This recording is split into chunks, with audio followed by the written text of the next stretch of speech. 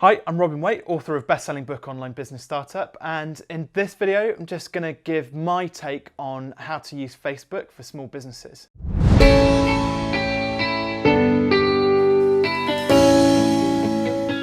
So first of all, I'm going to talk about the overall kind of Facebook strategy which I feel that you should be using. So I think really it's Facebook is about creating engaging content and making sure that you've got regular updates being posted on a regular basis.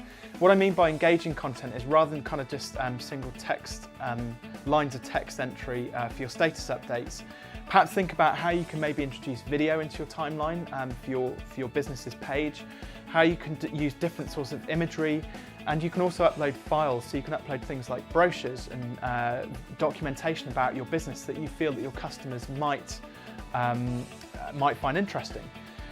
What you can also do is link to industry related news. So rather than just posting things about your business, post things about other people's businesses and also things that are happening within your industry that are going to have an impact on your customers.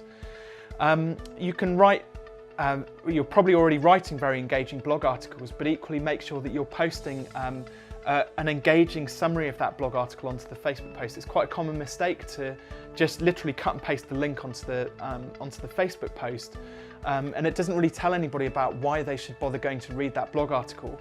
So create like an excerpt or a summary that you can, whenever you blog, that you can cut and paste into any of your social media channels to get the most out of it. Also on Facebook, there's a section now on your Facebook pages where you can people can leave reviews. So social proof is huge at the moment, and it's only going to continue to grow.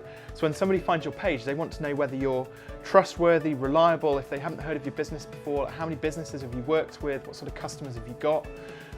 So encourage your customers to leave reviews, but equally if you've got some historical testimonials from your clients, there's no harm in actually posting those as status updates on your Facebook page.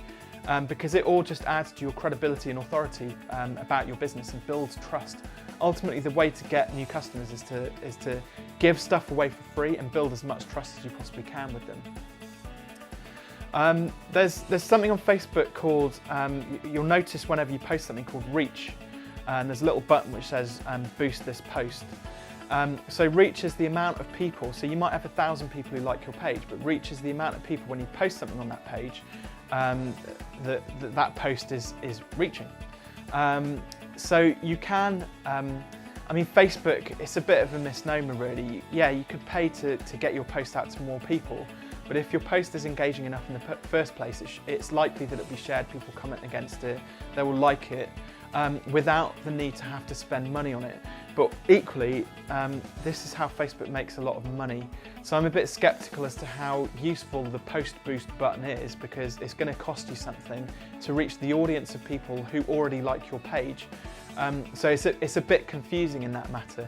But if you've got a specific targeted campaign that you're running, yeah, boost the post, boost the shit out of it. Get out to as many different people as you possibly can. Use as many different techniques as you possibly can, because it's all going to help build your presence on the search engine. But I think if you're using it on a regular basis, just double check what's your return on investment on that. How much business is that post boosting getting you? How many inquiries is it generating for you? And I bet if you ask yourself that question, it's not very many. So the benefits of using Facebook are that if you set up your Facebook page correctly, it's naturally going to boost your search engine presence with Google, because Google is testing all the different social media platforms out there. Facebook is obviously the most popular one with 1.4 billion users, I think it is at the moment, and that's still growing. At some point, I can't imagine that we're ever going to get to 7 billion Facebook users, but that would mean that my gran and my 2-year-old daughter are going to be using it, which I think is highly unlikely. But we'll see. I'm sure Facebook, they seem to come up with a solution for everything. Anyway, so the benefits are, so it's great for doing research into other businesses. So if you're looking into companies which you might want to work with, or other local companies doing similar sorts of things to you, it can be useful for competitor research, see what your competitors are doing out there. Useful for networking and meeting other people and people of similar interests who might be interested in buying your products or services. Once you get 30 likes on your page, you get access to something called Facebook Insights. which is really, really helpful because you can start to get a picture for which posts were particularly popular, how many you reached. If you're doing a campaign, how impactful that campaign has been, how many likes you're building up, and how many click-throughs you're getting to your website.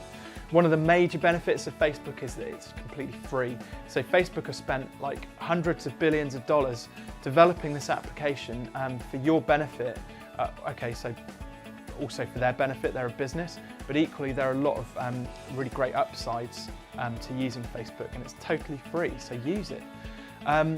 The fourth tip is actually the downsides to Facebook. So one of the things to remember, and this is the same actually for all of the social media platforms out there, when you post something, Facebook owns the rights to reuse all of your content.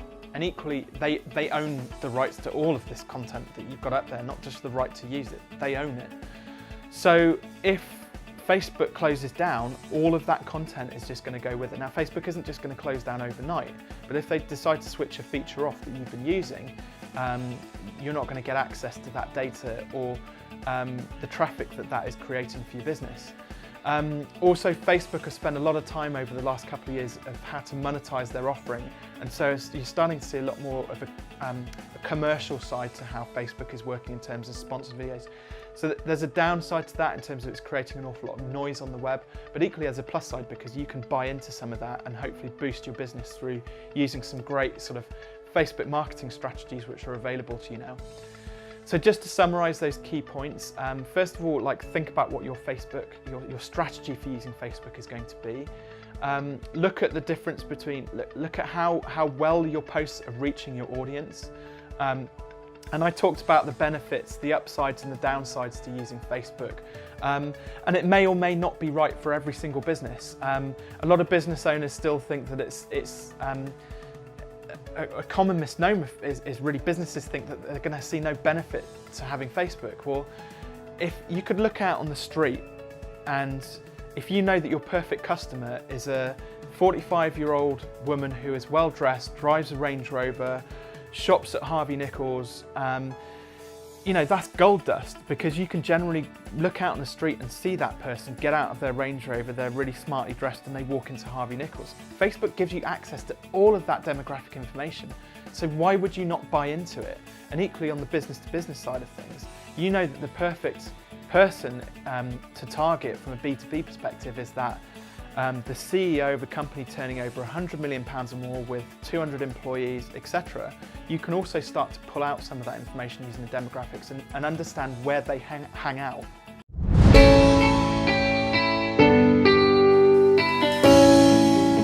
So I hope you found that useful. That's my take on Facebook for small businesses, medium-sized businesses, all sorts of different sized businesses. Hope you enjoyed it. Thanks for watching. Don't forget to subscribe to more videos. And if you've got any questions about my opinions on Facebook, then please do leave it on in the comments boxes below.